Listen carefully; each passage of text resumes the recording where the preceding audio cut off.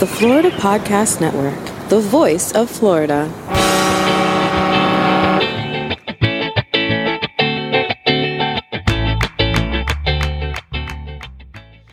This is episode 12A of the Finding Florida podcast on the Florida Podcast Network, FRLA's restaurant show preview. Welcome to Finding Florida, the podcast that takes you from country to the coast. Join your tour guides, an unlikely pair, city girl Jemmy and country boy Glenn, as they explore the amazing sights and sounds of the Sunshine State. Thank you for joining us on this lead up to our 12th adventure of the Finding Florida podcast. We were invited by the Florida Restaurant and Lodging Association to cover their Florida Restaurant Show and Expo. It was held alongside the Healthy Food Expo in Orlando. So we grabbed our press passes and our mics and hit the exposition floor, meeting, greeting, and eating our way through the show. We found all kinds of Florida brands and businesses to highlight in this episode, some of which have been part of Florida's fabric for years, and others that are bringing fresh new innovations to our local industries. A special thanks to the team at the Florida Restaurant and Lodging Association for inviting us. And if there's any other conferences or festivals with food, feel free to ask. We would love to attend. We would love to eat our way through that one too, whatever it is. God, it was like 2 days of solid eating. It was wonderful. Fantastic. So all of the audio from that fun adventure meeting some of the brands and businesses that fuel our state will be on the next episode, 12B. And we had so much fun. In fact, here are a few quick clips. So I know Glenn has always secretly wanted a Mini Cooper. Is this what you had in mind? Yeah, this looks more like you, though. You look so... You can't pull this off. I hate to tell you. There's no way you can drive this bad boy around. This thing... Maybe the fire truck. Yeah, the fire truck is good. So cool, JW. Thank you, Gosh. I've heard that things can get a little out of hand in the villages, but whatever. Well, now produce is going to get out of hand. Plants are going to get out of hand. Bigger and better in the villages. Tell us all about OOF, because there's a big irony we have to address. There is. I think called the duck making vegan food. Yeah. I guess my name is, I'm the CFO, which stands for Chief Fun Officer. I am too. Oh yeah, we're both Chief Fun Officers. That's hilarious. Welcome, Jen and Phoebe. I'm so excited to see you. What the heck are you guys doing here? I don't know. Following me all the way from Palm Beach. Yes. But on this episode, we are talking about Florida's restaurant industry, which is a driving force in Florida's economy. And then we'll get into a whole bunch of other fun Florida stuff, including Critters of Florida, Florida Foods and Feel Goods, Florida or Not, and our hero of the month. Listen in. Florida, home to pristine beaches, unique dining experiences, world-class accommodations, and the thrills that keep the young and young at heart coming back to the Sunshine State. From coast to coast, see what our 10,000 members of the Florida Restaurant and Lodging Association have been preparing for you. Exceptional eats, historic sites, and lodging to fit any budget. So whether you're here making deals or making memories, come get a flavor for Florida's finest restaurants and hotels. Well, some fun facts about Florida's food and restaurant industries that we found and thought you might be interested in is there are, get this, 1,054,000 restaurant and food service jobs in Florida alone. Jeez. That's 12% of the employment in the state is employed in restaurants. You know what? and It's food shocking, services. not shocking. Do you know what I mean? I know. But, probably 500,000 of them in Orlando alone, if you think about it. I mean, But I mean, the amount of restaurants that are around, I personally have worked in 6 different restaurants. I was terrible in all 6 positions. How many restaurants have you worked why in? she's doing this show now, because not carry it through. Yep. I know you worked in a diner. Was that the only restaurant you worked in? We have 4 years in a diner. And then my mom had a snack bar at a flea market when we were kids, and we used to go in and help when like 12 years old. Mostly we just got in her way and she got pissed. But I'd be wondering what the percentages of people who live in Florida who have worked in restaurants is. That's got to be a high percentage because, gosh. Because I think everybody starts out in a restaurant when they're 16. Where else are you going to work? Movie theater. You did that for like a landscaping company or something. We also picked strawberries. I remember that. We picked strawberries when we were kids. I think they paid us like, $1 or something. So there's $41 billion estimated in sales in Florida's restaurants in 2017. We eat a lot in Florida.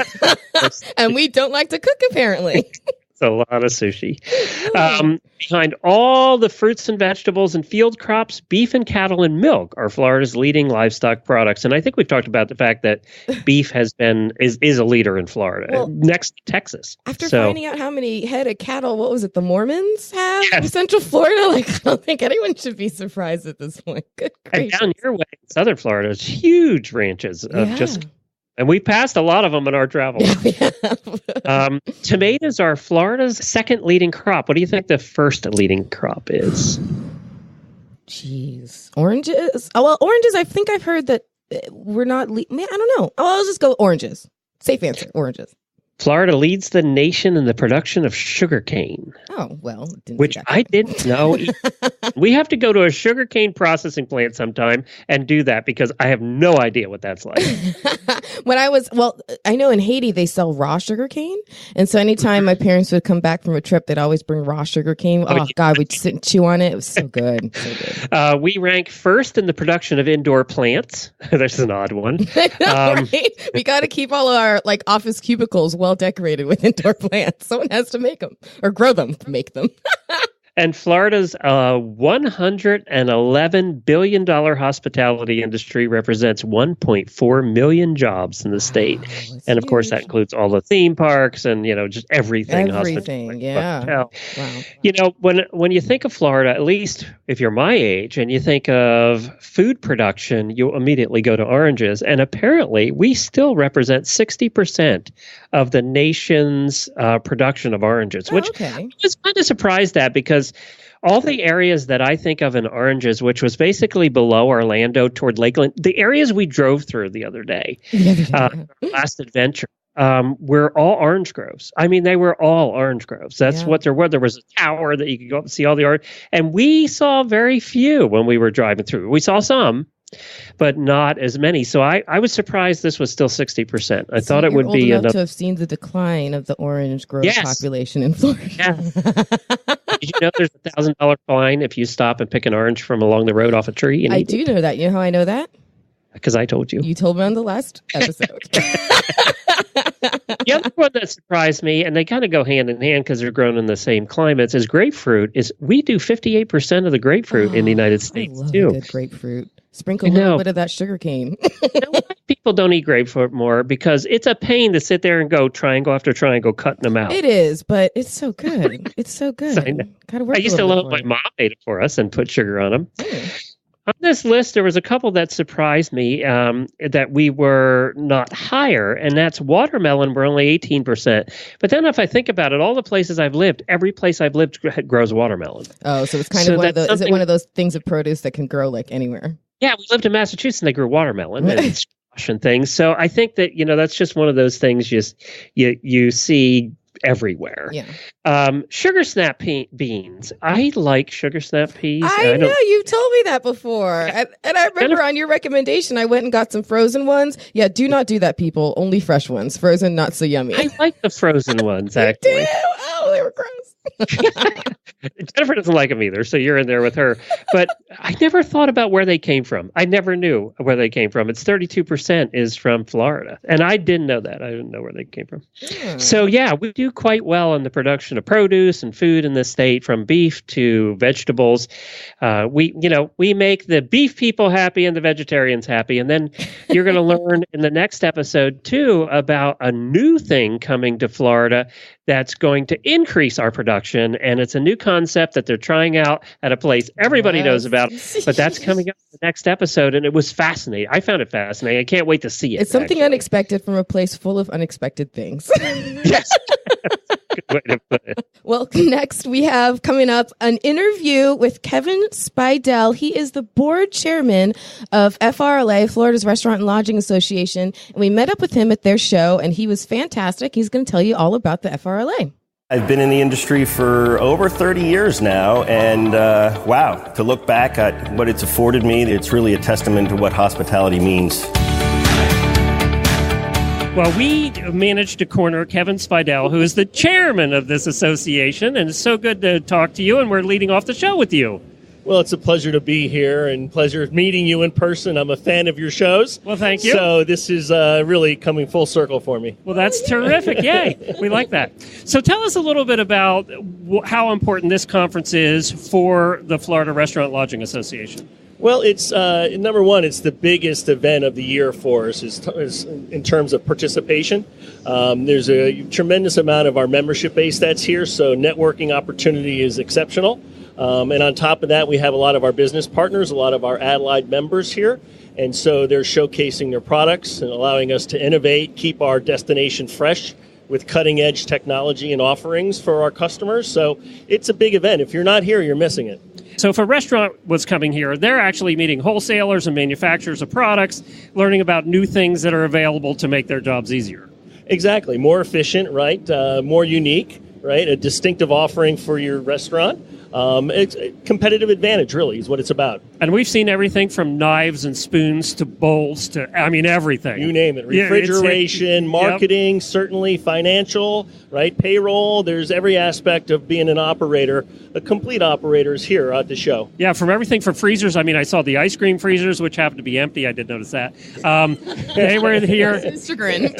But you're combined this year, and I don't know if this is new, with a healthy food show, too. Absolutely, right? That's certainly one of the latest trends in all of, food industry, right, is being green, right, environmentally, but certainly, organic is a big initiative, certainly, and having a versatile menu offerings for all of your customer base, right? It's very diverse.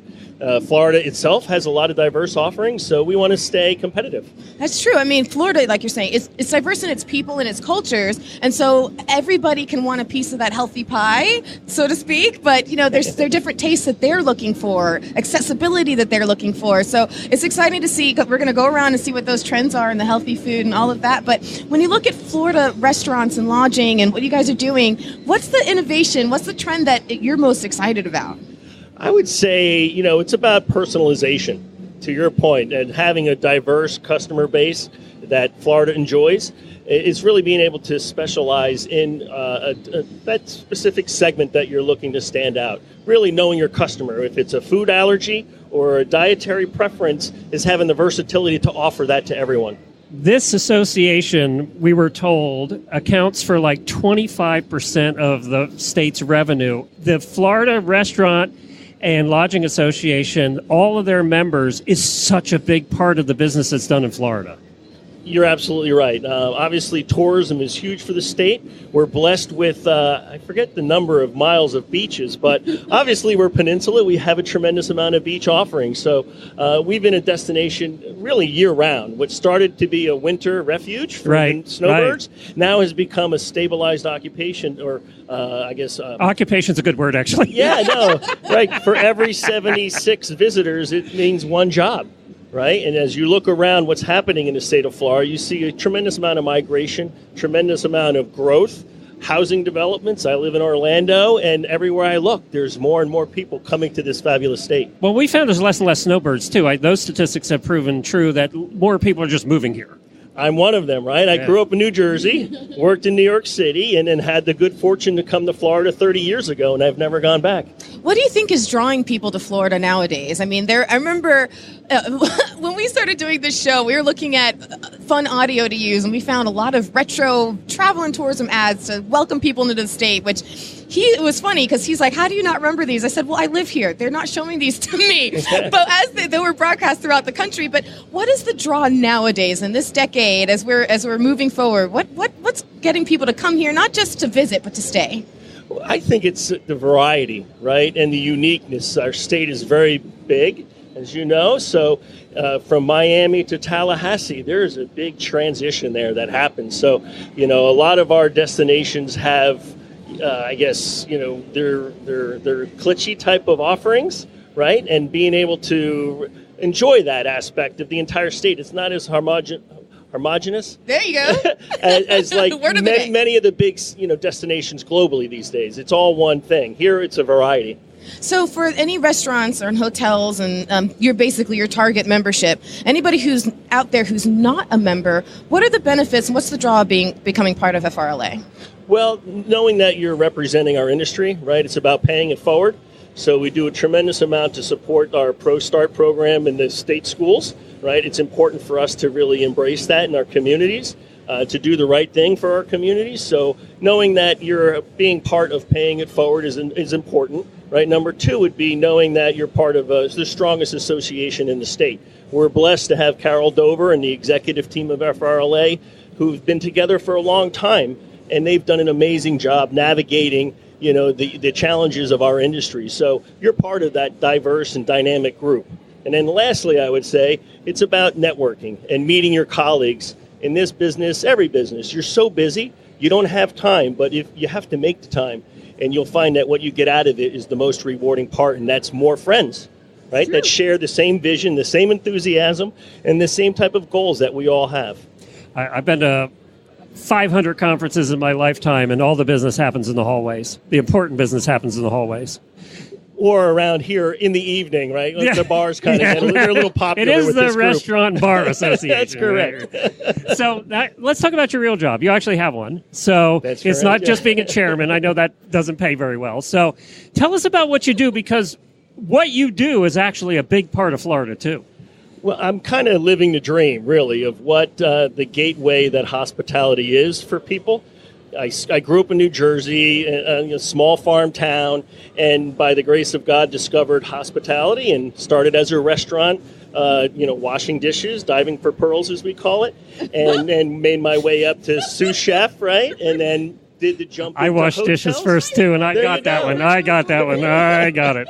But, I'm living the dream. So along that way, starting as a dishwasher, I made it through hospitality, got a graduate's degree, and now I worked for Hilton Hotels for 15 years, and now migrated to Hilton Grand Vacations, and we deliver vacation dreams. We're a vacation ownership business model.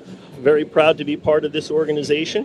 But again, I've lived the dream. So from restaurants to hotels to tourism to discovering the state of Florida that I now call home and are raising my family in, it's been a dream come true. Right now, in my new role, I'm doing a lot of international travel with the Hilton Grand Vacations. We're a growing company, and of course, we're growing globally. So I bring, as Conrad Hilton said, the light and warmth of hospitality to the global perspective. It's a big part of what this town relies on for revenue. We're based here in Orlando. Obviously, it's one of the biggest markets for vacation ownership. So, being part of this organization as we're growing is really just the next phase of my career that started as a dishwasher. It's quite amazing. And they're beautiful. We stayed in one the last time we were here, and they're just beautiful. I mean, they're Thank you. great. We're very to stay proud in. of our product, right? It's about having a strong product, kind of better than home, if you will. And it really comes down to this one was better than my home, actually. So, I'll give you that. Delivering that vacation dream, right? People work so hard these days. I think United States has one of the lowest amount of vacation utilization rates in the world. We need to take the time to enjoy what we have, if it's in your backyard, Finding Florida, or if it's traveling globally. It's whatever you fancy. So make the time to vacation. You'll really grow. Very good. Thank you for joining us. All right. My pleasure. What's the website? Can you share the website for Hilton Brand? HDV.com. Perfect. Awesome. Thank you. No, of course. Thank you.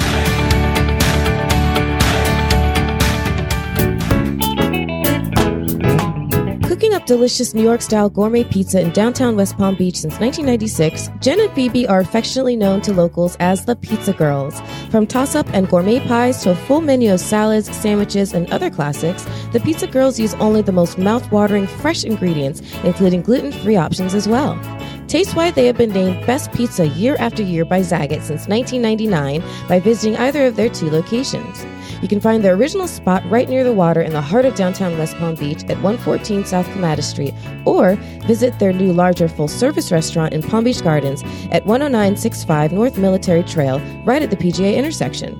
Their newest location sells the same great pizza and a whole lot more. It's deliciously different. Go to their website at pizzagirls.com to learn more about their herstory, see their full menu, and get more information. That's pizzagirls.com. I found a little bit of a quiz I thought we would do together next. Ready? Okay, ready. Well, so I actually, since we're talking about fun facts about Florida, and obviously we're talking about restaurants and produce and what we grow as far as food, but I found a quiz online about general stuff about Florida, I thought, you know what? I wonder how well Glenn and I would do, because I've lived here almost my entire life. You've lived here decades, right? By now. So I wonder what our Florida knowledge chops are. So general Florida quiz. You ready to take this with me, Glenn? Yes, I mean, two hosts of a show about Florida should get one right. At least one. Well, all right. So I just clicked to open it, and it's from a website called netstate.com, and there are 10 questions. So let's breeze through these real fast. All right. Number 1, what is the motto of Florida? Is it A, while I breathe, I hope, B, wisdom, justice, and moderation, or C, in God we trust? I have no freaking idea. I have no idea either. B sounds. I never heard any of those. I heard of God We Trust, but I thought that was on money. I thought that was just like America's. Yeah. I'm going to go with the first one. While I breathe, I hope. All right, we'll answer A. It's not correct. The answer was C. In God we trust. I thought that was just like a general American. Okay, well, I guess we're wrong about that. Florida just run out of ideas and steal the United States. Okay, number 2. In what year was Florida admitted to the Union? 1818, B, 1796, or 1845? Oh, we went over this. I think it's 1845. 1845? Okay, I'm clicking C. Yeah, we got it right. Yay! Woo! See, my little history segments have worked in the past. If you got that wrong, you haven't listened close enough. Yeah, I would have gotten it wrong. All right. Number 3. In what year did Ponce de Leon land on the shore of Florida in his quest for the Fountain of Youth? Was it 1602, 1513, or 1596? 1602. Okay, let's see. Nope, that's wrong. All right, so what is the right answer? The right answer is B, 1513. Wow. Yeah, he was earlier than I thought. Okay, we've covered that too, and obviously neither one of us listened. I know, I'm hanging my head in virtual shame. Okay, number 4. Which of these is a nickname for the state of Florida? Is it the Alligator State, the Sunflower State, or the Garden State? Well, the Garden State's New Jersey. Okay, that's true. You're right. So I'm going B, the Sunflower State. Okay, how do we not know this? Oh, God, it was so bad. Not the correct answer. What? Is it We're the Alligator State? Really? It's the Alligator State. Oh, gosh, I'm hanging my head in shame. I don't know who calls us that. I've never heard that. I've never heard it either. But, sure, fine, whatever. Number 5. What famous aviator was born in Pensacola? Okay, was it Neil Alden Armstrong? Was it Jacqueline Cochran? Or was it Charles Augustus Lindbergh? I think I know this. Isn't it Lindbergh? Maybe I'm wrong. I feel like an idiot now. I'm going to go with Armstrong. I don't even know who Jacqueline Cochran is. Me neither, which is really, I feel terrible about. Sorry, Jacqueline, but we have no idea who you are. No, it was not Neil Armstrong. It was Jacqueline Cochran. Now I feel like we should do a whole segment on Jacqueline Cochran just to make up for. I have no idea who she is. Do you know she was a pioneer in the field of American aviation and one of the most prominent racing pilots of her generation? Oh, well, we probably saw her at the museum we went to. Probably did. Oh, gosh. All right. Number 6. A Native American woman is depicted on the Florida state flag and the Great Seal. What tribe does she belong to? Seminole, Tapachula, which I love saying, Tapachula, or Miccosukee? I'm hoping Seminole. Gosh, considering how many times it's come up in conversation, please be Seminole. It is Seminole! Yay! I feel like we got one. That's great. I mean, every place we go, they talk about the Seminoles. It's true. All right, number 7. What is the official state butterfly of Florida? I would have never known that. Let's see. Is it the zebra longwing? I've never even heard of that. The monarch butterfly. Okay, heard of that, seen those. Or the tiger swallowtail. I'm going with tiger swallowtail. I am too, yeah. Okay, let's do that because it just sounds really amazing. Nope, that's wrong. Okay, let's check out monarch. Is it monarch? That was going to be mine. Nope, that's wrong. It is a zebra longwing, whatever that is. It's the one I've never heard of. They have to stop asking questions where the answer is something I literally have never heard of. I know. All right. Nobody else knows either. Number 8. What state borders Florida on the west? Is it Mississippi? Can we go back to the butterflies a second? Yeah. If you ever get to Gainesville, go to the University of Florida. They have a museum there, the Florida State University, and it's a great museum. We're going to go there when we go to Gainesville. But 2, it has the most amazing butterfly house. If it's a fairly warm day, you'll see thousands of butterflies. They have one of the best butterfly houses in the country. I'm going to throw that in. It sounds beautiful. There's a place by me called Butterfly World that's similar, and they, how do you say that? Breed butterflies, and you can actually walk through it and the land right on you. It's pretty neat. So you're going there too. All right. What state borders Florida on the west? Is it Mississippi, Georgia, or Alabama? It's not Georgia. That's we know pathetic. that. Yeah. Okay. Good. At least we both agree. It's not Okay, and I've driven on Route 10 Don't through you dare Florida look up the map. Panhandle. Don't you dare look up it on a No, map. I'm not. I've driven on through 10 through Florida Panhandle and out the other side, and I swear that we go into Alabama first for a little bit. I think it's Alabama. I think it's Alabama. Okay, let's see what the answer is. Yeah, you got it right. Yeah, I think it's only Alabama for a little bit, and then you're out into Mississippi. Yeah, I think you're right. Okay, down to the last 2. What is the capital city of Florida? Come on, we have to get this right. I'm not even give you the choices. Like, what is the capital? We're just there. We get this one wrong, we're in trouble. Tallahassee. Woohoo! All right, and number 10. What is the highest point in Florida? Is it Britton Hill, Driscoll Mountain, or Woodall Mountain? Ooh. All right. Well, this actually gives us the height of the hills. The stupidest. Guys, all right. When you're making a multiple choice quiz, and you're asking the height of things, you don't put the height of the options next to. Let's see if we can get this right. Is it Britton Hill at 345 feet? Is it Driscoll Mountain at 535 feet? Or is it Woodall Mountain at 806 feet? Glenn, which one do you think it could possibly be? Well, I'm going to guess Woodall Mountain. Watch it be wrong. This might be a trick question. There might be a difference of like sea level. Well, that could be. No, we got it wrong. I almost wanted to say Britton Hill before I noticed the feet thing.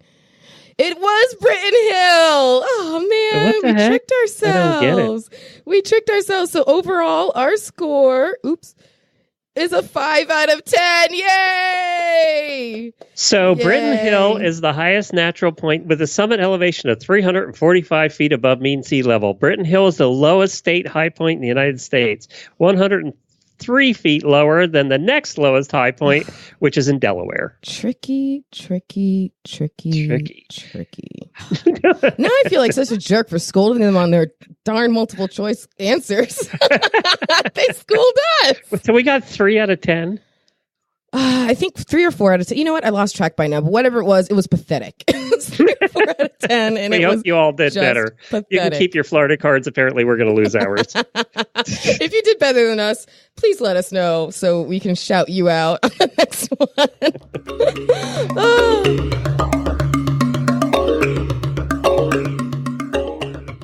Before we get to everything else that's going on in the state of Florida, just a quick reminder for you to go ahead and jump into the FPN Insiders on Facebook. It's a closed group exclusively for our super fans of the Florida Podcast Network shows, such as the Finding Florida podcast, which you're listening to right now.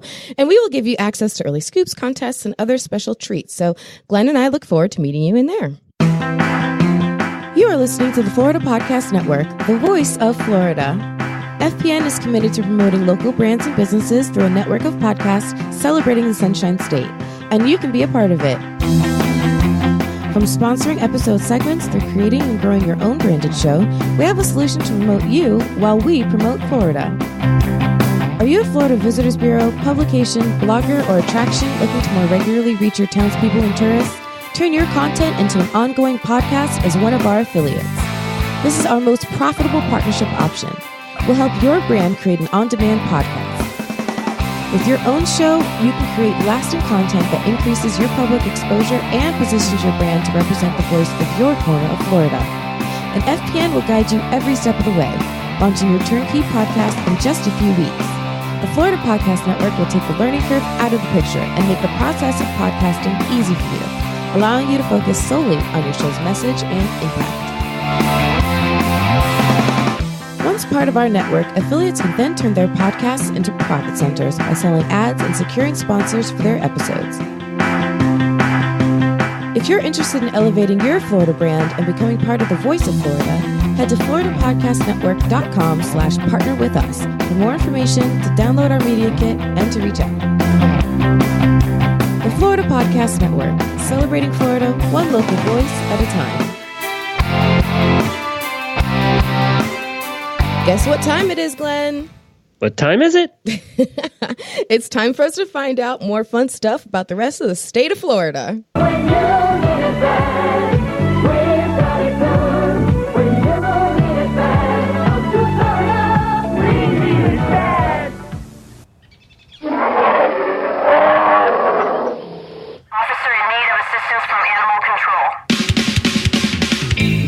Glenn, I know from hearing so many of your rantings and ravings what a fan of science studies and the money people spend on them you are.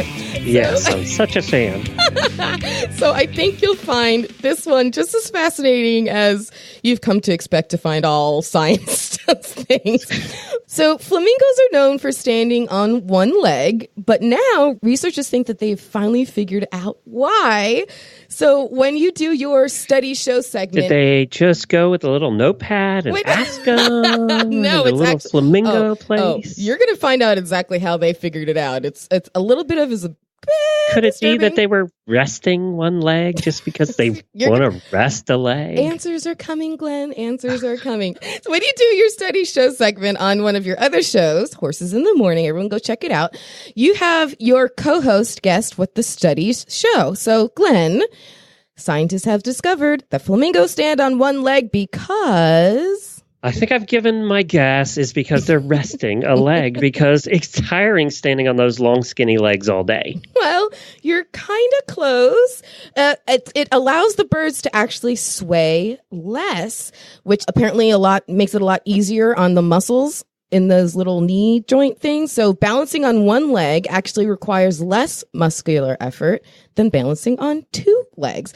Aren't you glad you know that now, Glenn? Don't you feel like your life Once again, I can see them out there with their little clipboards asking the flamingos, now, does it hurt less when you... How exactly do you study that? I don't know, but they they actually can sleep on their one leg, which is kind of cool. But so this is where it gets a little disturbing. So for the study, scientists not only compared living birds, but they also compared cadaver birds. And postured cadaver birds on one leg versus two, and see which one toppled over first. And how many millions did we spend on this study? I don't know. Why? Why? I don't know. But I did not come across that minor detail, but whatever it was invaluable, because now I feel like my life is just now suddenly complete. You know you're going to get an email from somebody explaining exactly why this is important and why we should not make fun of it. You're right. Send those emails to Glenn at FloridaPodcastNetwork.com. Yeah, I have a folder for them.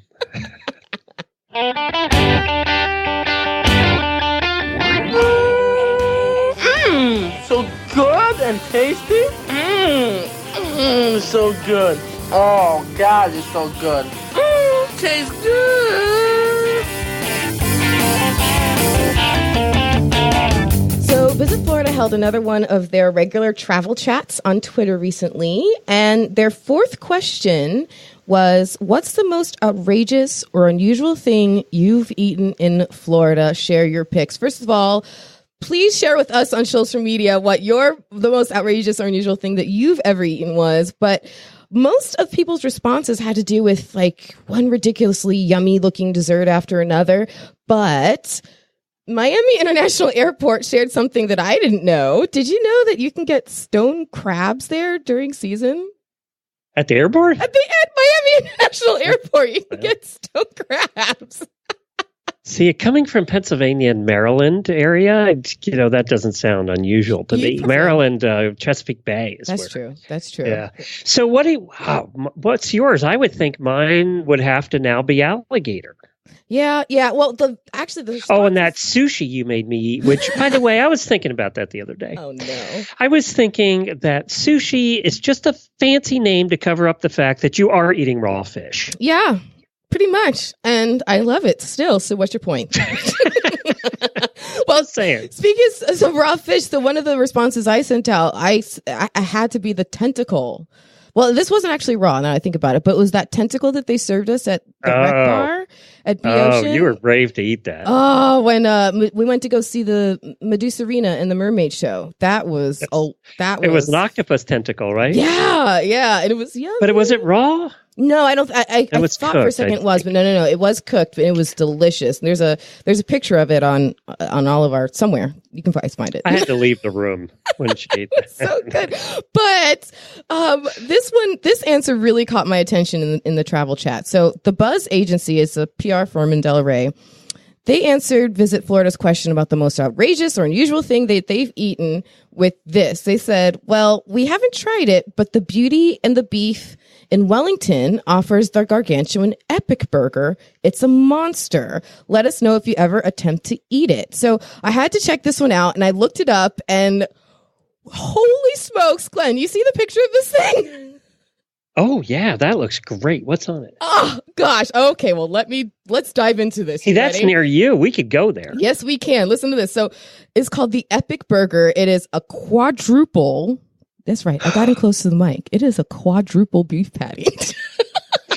Too much cream brie, too much smoked bacon, fried Kit Kat. What is that about? What? I know. Like a fried Kit Kat bar? bar? Just listen. We're just getting started. Melted peanut butter and our Porto mushroom sauce. So I can't imagine the flavors, but I'm guessing they know what they're doing because it just seems like a cacophony of what? But it's still. I think I would do it. Everything. The mushroom sauce doesn't seem to go with the rest.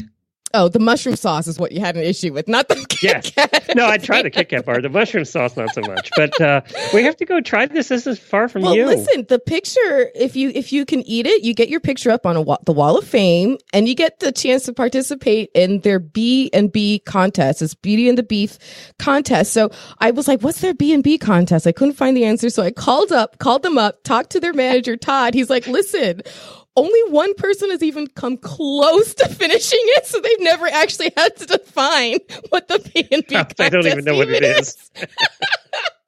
But they do say that you'll definitely deserve a free bottle of Pepto, but I couldn't find out if they actually supply the Pepto themselves. Or you and I, on our next adventure, which is going to be in your area again, we should go, and now one of us not eat this, but let's see if the both of us can tag team it. Together. Absolutely. Now, I got to get rid of the mushrooms. I don't like mushrooms, so that'll have to go. Well, I thought ahead. I'm actually supposed to be calling the owner back on Monday, so we shall see. Yeah, I'm see go if we can make this happen. Right, let's do it. Let's do it on a day where we have a day to recover. This is true. But yeah, Beauty and the Beef Burger Bar in Wellington. They have ridiculous desserts, cocktails. This is pretty cool. So their cocktails are actually served in mason jars. Isn't that amazing? Like, how much more southern than that can you get? Like, actually, Well, when you get a Long Island iced tea at their place, it is original. Have you ever? I think the first time I ever drank out of a jar was moonshine. Have you ever had authentic backwoods moonshine, Glenn? Yes, and you only need about 12 sips to just pass out. It's like 180 proof. This is true. And they sell one other thing here. No germs left in your entire body. They sell one other thing at this restaurant that you're going to love, Glenn. Yes. Poutine. Oh, do they? They sell poutine, like 6 different kinds or something. It's ridiculous. So we got to go there. I know. We're going to make it happen. But yeah, the Epic Burger. Just go to our show notes and check out a picture of this thing. It's a tower of calories. That thing at the top must be the Kit Kat bar. It must be. It must be. Kind of looks like it's coated and fried. Oh, yeah. That'll be good. I can't wait to try that. Literally watering as I'm looking at it. I'm ready. Let's go. My heart is not, but I am. Let's do this. All right. We got to make this happen and we'll video it. We'll have somebody there. We'll do a Facebook Live. Yeah. Sounds like a plan. All right. Watch for that soon. So it's time for what may just be building up to be my favorite bit on the show, Glenn, Florida or not. again, I have 2 stories for you. One comes from right here in Florida and one does not. So we're going to go through both, and I want you to tell me which one is which, okay? Ready? Okay, I'm ready. All right. I always get this wrong, but I'll try. We'll see what happens today. Because I think they're all Florida. I know. There's some tricky stuff going on in this world. But hey, listen. So, well, in celebration of hurricane season, because we're on the back half of it now, woohoo! Both of these stories involve a hurricane rescue of sorts, Glenn.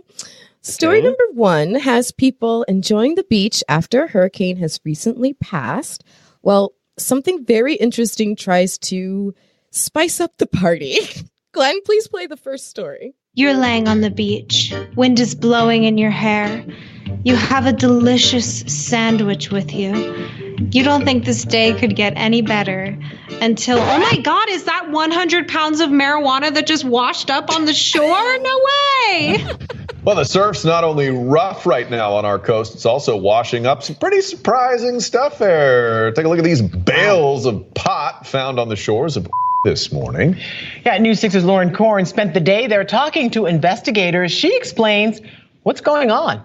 Well, we're told it's the rough surf that brought over all of those packages of tightly wrapped marijuana that a couple of surfers found this morning. There's some surfers here that asked me to call you because a great big bale of looks like marijuana just washed up on the beach. Here's what the large, tightly wrapped package looked like before a surfer sliced it open. Beach Safety Patrol says that's when 23 smaller packages of marijuana spilled out onto the beach. I just saw a couple of sheriffs and a couple beach patrol, and beach patrol had a bunch of bales of weed on his tailgate. Matt Richards stumbled upon the scene around 11 this morning already. at the park. It's directly in front of the lifeguard stand number 205. I've heard about it, but I haven't ever seen it before with my own eyes. Typically it happens when we have the large surf and winds on shore. Sometimes we have a lot of things that wash up on shore. We haven't had a lot of things, but this is the first thing so far. I'm sure they were on a boat. Richards says he has his own theory of how this package floated its way to beach. Maybe the Coast Guard came too close and scared them,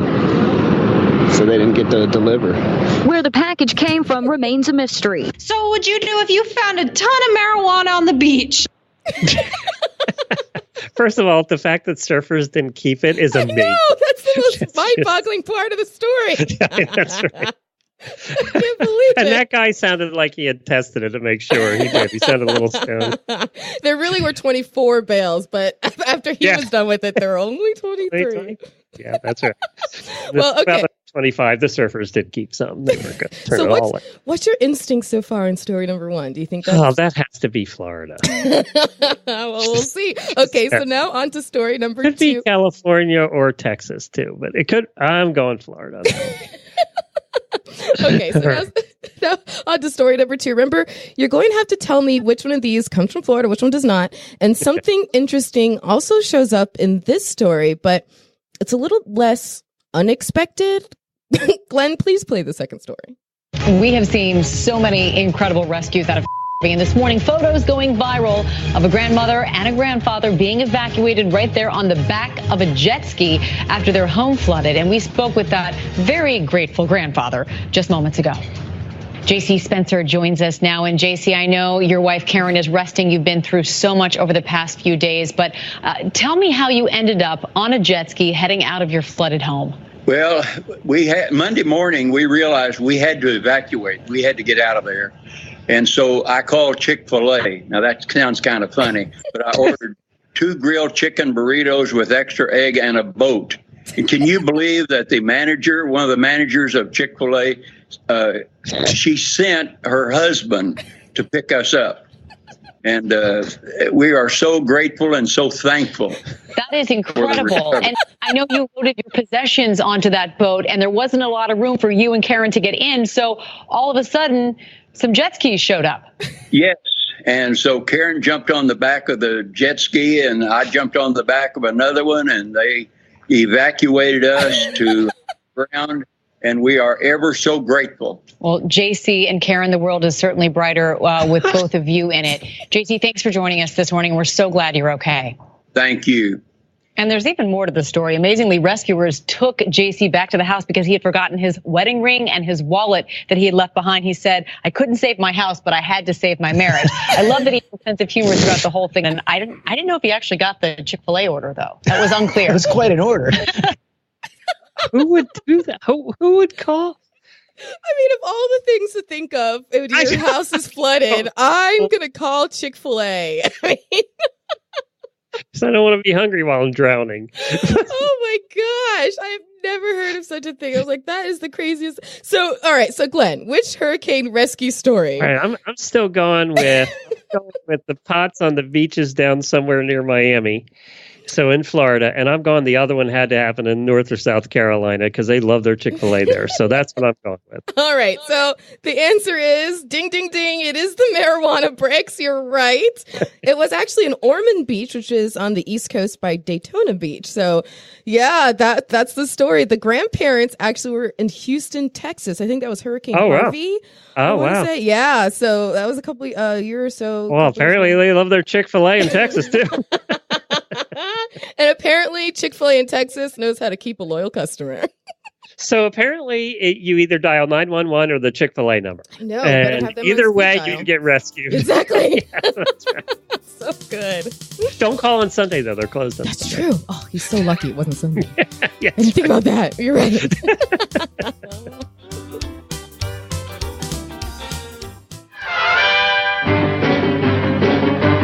This month's hero.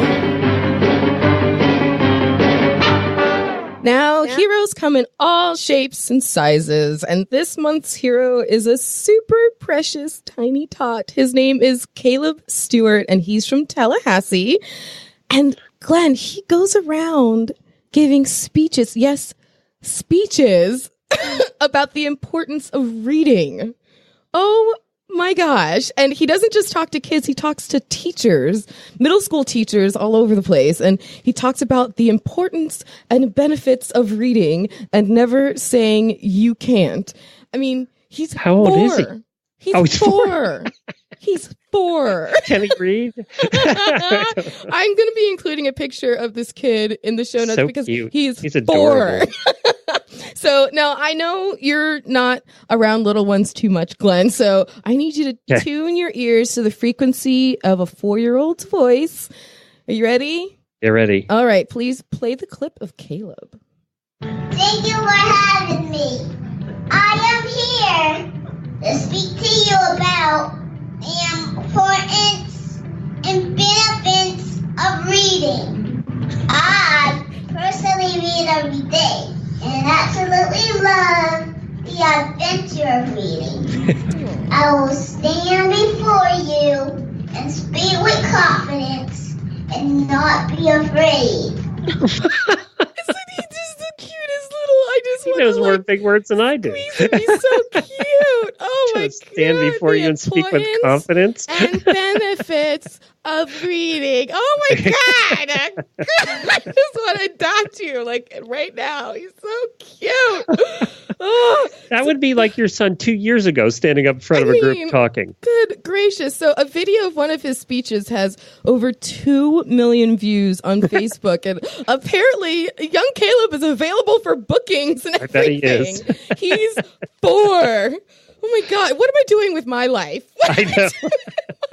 He's 4. Way to go, Caleb. Way to go. You need to speak to your son about how he's underperforming at this No, point. I need Caleb to speak to my son about how he's underperforming. Well, thanks for coming along with us once again as we are Finding Florida. We can't wait to introduce you to some of the best personalities in the restaurant biz. We just got a sneak peek into Florida's restaurant industry and FRLA show, and we're going to be bringing you along with us onto the expo floor in our next episode.